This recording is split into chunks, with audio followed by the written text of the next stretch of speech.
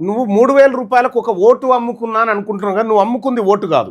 ఇగో ఇట్లా చాలా అంశాలను నువ్వు అమ్ముకున్నావు.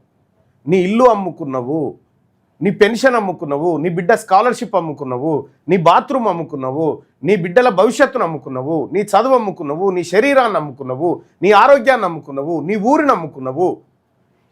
ఎవరైతే కొనుక్కున్నారో 3000 రూపాయలకి ఇవన్నిటిని కొనేసిండు మీ దగ్గర కొన్నది ఓటు అని అనుకుంటారు, ఓటు కాదు, ఇవన్నీ కొనేసిండు మీ దగ్గర. సో సాధారణంగా జనం 5 ఏళ్లకు ఒకసారి వచ్చేటువంటి ఎన్నికల్లో ఒక్కరోజు మాత్రమే అవినీతికి పాల్పడుతున్నారు.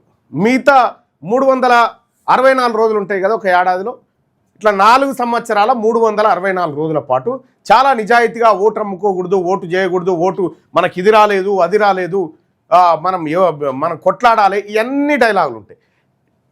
ఒక్కరోజు అవినీతి పరునిగా మారిపోతాడు.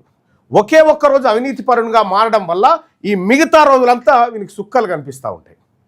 నువ్వు పోయి నేరుగా అడగగలుగుతావా? ఇప్పుడు గెలిచిన అభ్యర్థి దగ్గరికి పోయి సార్ మరి మా దిక్కు నల్లాలు వస్తలేవు అని అంటే, నల్లాలా 3000 ఇత్తిగారా నీకు ఓటుకు? అంతే సింపుల్గా.